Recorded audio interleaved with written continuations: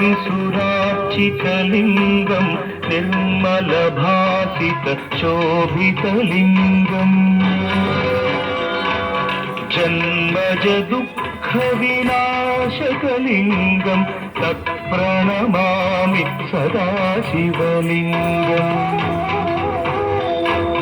देवमुनिप्रवरार्चितलिङ्गं कामदहन करुणाकरलिङ्गम्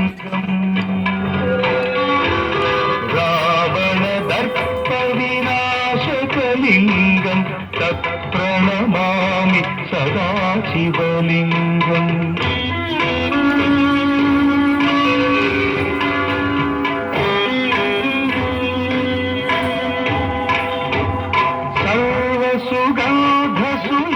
सुगन्धसुलेपितलिङ्गं बुद्धिविवर्धनकारणलिङ्गं सिद्धसुरासुरवन्दितलिङ्गं तत्प्रणमामि सदा शिवलिङ्गं कनकमहामणिभूषितलिङ्गं फणिपतिवेष्टितशोभितलिङ्गम् दक्षसुयज्ञविनाशनलिङ्गं तत्प्रणमामि सदा शिवलिङ्गम् कुङ्कुमचन्दनलेपितलिङ्गं पङ्कजहार सुशोभितलिङ्गम्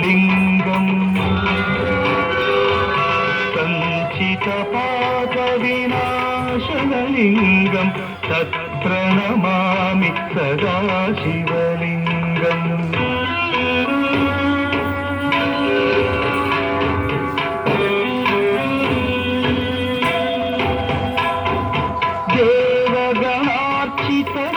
देवगणार्चितसेवितलिङ्गं भावैर्भक्तिभिरेव च लिङ्गं दिनकरकोटिप्रभाकरलिङ्गं तत्प्रणमामि सदा शिवलिङ्गम् अष्टदलोपरिवेष्टितलिङ्गं सर्वसमुद्भवकारणलिङ्गम् अष्टदरिद्रविनाशनलिङ्गं तत्प्रणमामि सदा शिवलिङ्गम्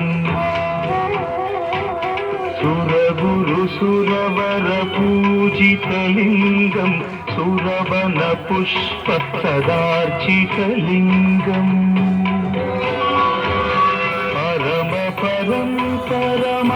परमात्मकलिङ्गं तत्प्रणमामि सदा शिवलिङ्गम्